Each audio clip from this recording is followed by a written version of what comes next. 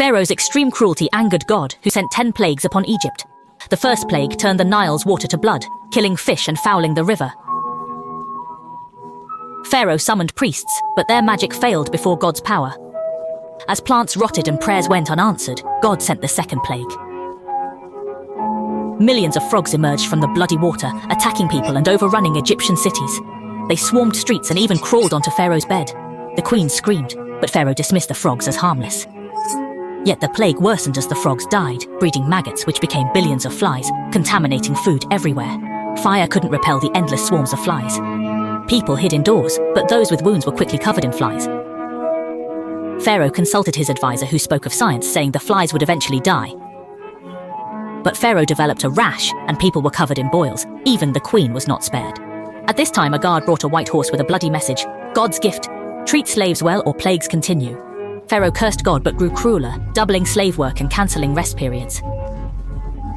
He forced them to work from dawn to midnight, many dying from exhaustion. This angered the Hebrew God even more.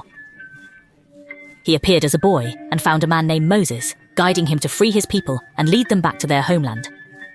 But this chosen leader alone was not enough. After this, Heber sent a plague of stones upon Egypt, plunging all Egyptians into deep misery.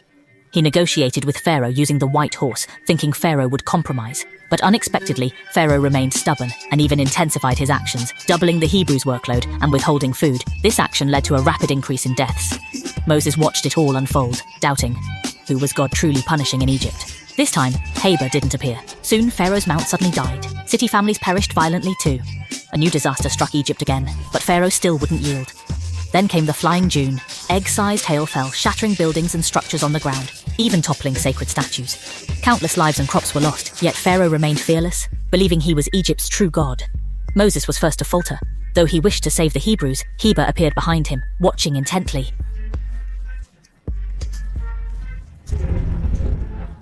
Pharaoh's cruelty brought heavenly wrath. Swarms of locusts descended.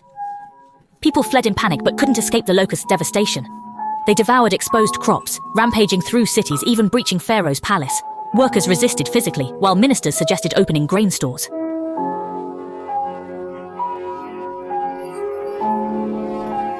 Pharaoh refused. Starving people raided granaries, taking what little remained, but faced death upon exit. Guards' arrows easily claimed their lives, as Pharaoh watched coldly, angering God. A lightning bolt struck, plunging Egypt into darkness. 3 sunless days finally made Pharaoh fear, but anger followed. When Moses came to negotiate, he threatened, "If this continues, I'll unleash my might. All Hebrew children will drown in the Nile. So let's see who can kill him more efficiently."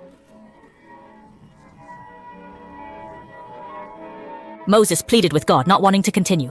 The people always suffered, but God disagreed. He planned to unleash his most terrible divine law. These Egyptians, they're living gods. They're not just flesh and blood. I want to see them on their knees, begging the stars. I'm tired. I need to speak with the believers. Heber told Moses a greater calamity was coming. Do you think Heber's actions were justified? Heber's power peaked. Under his influence, night turned to day instantly. Moses watched in panic. He rushed to Pharaoh, trying to persuade him to yield to Heber and free the Hebrews. But Pharaoh remained stubborn, claiming he was Egypt's god. Desperate, Moses told the Hebrews to kill a lamb, mark their doors with blood, and stay inside that night. As night fell, a shadow covered the city. Egyptian firstborns began to die, even Pharaoh's son. Wails echoed through the city. Cries of anguish resonated throughout the entire city. Next day, Pharaoh, holding his son's body, found Moses. He cursed Heber. What madman would worship such a cruel god? He failed to see his own faults or notice God's repeated chances. Moses revealed no Hebrew children died. Seeing the Hebrews, Pharaoh finally understood the horror, now truly afraid. He ordered Moses to leave with the Hebrews.